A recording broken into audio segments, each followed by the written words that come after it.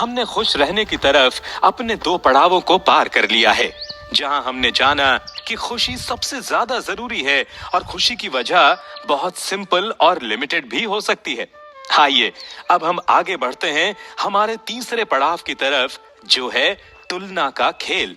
मुझे लगता है कि इस पड़ाव को पार करना एक इंसान के लिए सबसे ज्यादा जरूरी है और सबसे ज्यादा मुश्किल भी है, क्योंकि हमारी खुशी का कारण चाहे हम ढूंढ पाएं या नहीं ढूंढ पाएं, लेकिन हम दूसरों को देखकर अपनी निराशा और दुखी होने की वजह तो ढूंढ ही लेते हैं। आपको खुशी तब मिलती है जब आपकी इनकम पर, पगार में, धन में बढ़ावा होता है, लेकिन वो खुशी की जब आपको आदत हो जाती है तब आप सोचते हैं कि काश इससे भी ज्यादा मेरी पगार होती, काश मैं इससे भी ज्यादा धन कमा पाता। और वही खुशी जो अभी तक आपको संतुष्ट कर रही थी अब आपके दुख का कारण बन जाती है, क्योंकि आपने इसे कंपेयर करना शुरू कर दिया कि भविष्य में मैं जितना कमा रहा हूं वो कम ही है। हम अक्सर अपने आज को अपने भविष्य के साथ कंपेयर करने लगते हैं, जिससे कहीं ना कहीं हमें भविष्य से जुड़ी चिंताएं सताने लगती हैं। हमें एहसास होता है कि हम कितने पीछे हैं, हमें और आगे बढ़ना है, हमें और दौड़ना है, हमें सबसे आगे निकल जाना है। और यही स्ट्रेस आपकी आशाओं को और ज्यादा बढ़ाने लगता है। और जब आपकी आशाएं पूरी नहीं होती तो एंजाइटी, फ्रस्ट्रेशन, गुस्सा, निराशा, दुख, ये सब भाव आपको घेरने लगते हैं। आपकी सबसे आगे निकलने की आशा आपको बहुत पीछे ला देती है। आपका सब कुछ पाने का सपना आपकी आंखों से नींदें ही गायब कर देता है। और इन सपनों का कोई एक ठिकाना नहीं होता। आज आपको बड़ा घर चाहिए, कार चाहिए, कुछ दिन बाद आपको ये घर भी छोटा लगने लगेगा और फिर नए घर के लिए भागेंगे, नई और महंगी कार लेने की इच्छा करेंगे। इनका कोई भी अंत नहीं है। एक पूरी होने के बाद दूसरी और उसके बाद न जाने और कितनी। लेकिन आपने कभी सोचा है कि इन सब का फायदा क्या है? आपके पास बड़ा सा घर हो या छोटा, आपकी छोटी कार हो या बड़ी, इससे आपको फर्क क्यों पड़ता है? इसका सिंपल सा कारण है प्रेशर, कंपैरिजन। जब आप खुद को लगातार दूसरों से कंपेयर करते रहते हैं तो आपका मन कभी संतुष्ट नहीं हो पाता। आपको लगता है अरे मैं तो इससे पीछे ही रह गया, और आगे बढ़ो और दौड़ो, चाहे उस चीज में आप अपना सुकून, शांति और चैन ही क्यों ना खो दें। लेकिन इतना सब करने के बाद भी जब उस चीज को पा लेते हैं तो तब भी आपको संतुष्टि कहाँ मिल पाती है?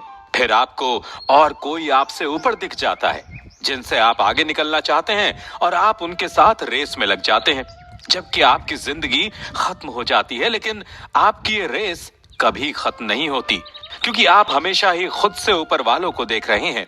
जरा नजर घुमाइए उन लोगों की तरफ जो आपसे कई गुना नीचे हैं, जिनके पास ना तो उम्मीद है और ना ही कोई आशा, ना ही कोई रास्ता। जब आप खुद से नीचे की तरफ देखते हैं तब आपको एहसास होगा कि आपने जिंदगी में क्या पाया है, कि आपके पास जो है वो कितना कीमती है। आपके पास जो है, आपको उसकी इंपॉर्टेंस को समझना चाहिए। मुझे हमेशा से शिकायत रहती कि मेरी हाइट इतनी अच्छी नहीं है। मैं हमेशा इसके बारे में कंप्लेंट करता रहता और चिढ़-चिढ़ करता रहता, तब तक जब तक मैंने उन बच्चों को नहीं देख लिया था। आप जानना चाहेंगे कि मैंने किसे देखा था? मेरी माँ मुझे एक दिन उन बच्चों से मिलवाने ले गई जिनके पाँव ही नहीं थे। उनमें से कई बच्चे चल भी नहीं पा रहे थे। जब मैंने उनकी हालत को देखा तो मुझे एहसास हुआ कि अब तक मैं जिस चीज के लिए शिकायत करता आया था उसके लिए एक्चुअली में मुझे शुक्रगुजार होना चाहिए। उस दिन मुझे एक ये थ्योरी समझ आई कि जब आप हमेशा खुद को आगे वाले को देखते हैं तो आपको निराशा और दुख का ही अनुभव होता है। आपको संतुष्टि और खुशी कभी नहीं मिल पाती। लेकिन जब आपकी नजर खुद से नीचे वाले लोगों की तरफ पड़ती है, जिनसे कई गुना ज्यादा आपके पास है, तो आप एक संतुष्टि और थैंकफुलनेस वाली खुशी को महसूस करने लगते हैं। हमने अपनी लाइफ से थैंक्स टू गॉड इस शब्द को जैसे हटा ही दिया है। हमारे पास जितना है हमें हमेशा ही कम लगता है, क्योंकि हमारे पास जो है हमें कभी दिखता ही नहीं। हमें हमेशा सामने वाले की थाली में घी ज्यादा दिखता है, जो कहीं ना कहीं हमारी ही कमजोरी है। हमने अपने ब्रेन को यह सिखाया ही नहीं कि तुम्हारे पास जो है बहुत अच्छा है, तुम्हें उसके लिए खुश रहना चाहिए। दलाई लामा कहते हैं कि आपकी इच्छाएं 4 तरीके के संतुष्टि पर निर्भर करती हैं। पहला पैसा, दूसरा सेहत, तीसरा फ्रेंड्स या सोसाइटी। चौथा स्पिरिचुअल। अगर आपके पास पैसा नहीं तो आपका दिमाग बाकी तीन चीजों को छोड़कर बस उसी के पीछे भागना शुरू कर देता है। फिर ना आपको आपकी सेहत दिखती है, ना दोस्तों के साथ वक्त चाहते हैं, और स्पिरिचुअल तो भूल ही जाइए। लेकिन मान लीजिए कि आपके पास बहुत पैसा है, लेकिन आपकी सेहत बिल्कुल सही नहीं रहती। उस वक्त आपको कोई भी चीज कंफर्ट नहीं पहुंचा सकती, ना आपके दोस्त, ना कोई भी लग्जरी आइटम, और ना ही बड़ी और कीमती चीज, क्योंकि उस वक्त बस आपको ठीक होना होता है। ठीक उसी तरह जब आपके पास दोस्त नहीं होते, लोग नहीं होते खुशी को चीजों को दिखाने के लिए, उनके साथ शेयर करने के लिए, तब भी आपको पूरी तरह से खुशी का एहसास नहीं हो पाता है। दलाई लामा का कहना है कि हमारी चीजें पूरी होने के बाद भी कई लोग ऐसे हैं जो खुश नहीं हो पाते। उनके पास सब कुछ होते हुए भी उन्हें सुकून का और खुशी का एहसास नहीं हो पाता, क्योंकि ये ख्वाहिशें कभी ना पूरी होने के बराबर हैं। जब तक आप जिंदा हैं, तब तक आपको बेहतर से और बेहतर चीज की इच्छा बनी रहती है, और तब तक आप कभी भी खुशी को खोज नहीं पाते, क्योंकि आपकी नजर में वो खुशी कभी पूरी ही नहीं हो पाती। लेकिन इस खुशी को पूरा कैसे करें? कैसे इन इच्छाओं को अनदेखा करें? कैसे हम खुद को और अपने मन को इस बाहरी खुशी से ज्यादा अंदरूनी खुशी पर फोकस करना सिखाएं? इसके दो तरीके हैं। पहला, या तो वो सब कुछ हासिल कर लो जो आपको चाहिए, पैसा, चीजें, खाना, आराम, दौलत, शोहरत, जो भी आपको चाहिए वो सब पा लीजिए। लेकिन इसका अंत कभी नहीं हो सकता, क्योंकि इच्छाएं कभी खत्म नहीं होंगी और ना इसका कभी अंत होगा। इसलिए खुशी की तलाश में बस भटकते रहेंगे हरदम। और अब दूसरा तरीका सुन लीजिए। जब भी आप कोई चीज पाने के बारे में सोचें, तो सबसे पहले ये सोचिए कि क्या सच में मुझे इसकी जरूरत है। अगर आपकी जरूरत सच में सही है और आपके पास उसको खरीदने के पैसे भी हैं, तो उसे खरीद लीजिए।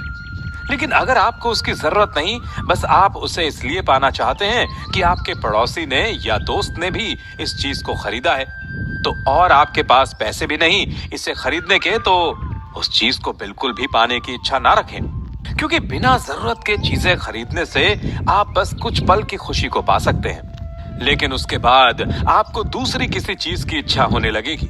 जैसे मर्डर करने के वक्त कातिल को उस वक्त तो सेटिस्फैक्शन मिल जाता है, लेकिन उसके बाद पूरी जिंदगी बस उस काम को करने की सजा को ही भुगतता रहता है। इसलिए सबसे पहले अपने मन को यह सिखाइए कि क्या सच में आपको उस चीज की जरूरत है। क्या सच में उस चीज को पाने के बाद आप हमेशा के लिए संतुष्टि महसूस कर लेंगे? क्या ये किसी तुलना की वजह से तो नहीं? अगर इनका जवाब आपको मिल जाता है, तो आपको अपनी खुशी का जरिया भी मिल जाएगा। तो इस पड़ाव पर हमने ये जाना कि तुलना बस आपको दुख पहुंचा सकती है, खुशी नहीं। खुद से ऊपर नहीं, खुद से नीचे की तरफ देखना सीखिए। कद्र कीजिए और सेलिब्रेट कीजिए जितना भी और जो भी आपके पास है।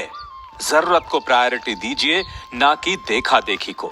तो अगर आप भी इस पड़ाव को पार कर चुके हैं, तो चलिए साथ मिलकर बढ़ते हैं अगले पड़ाव की तरफ। तब तक के लिए stop complaining and be thankful for everything.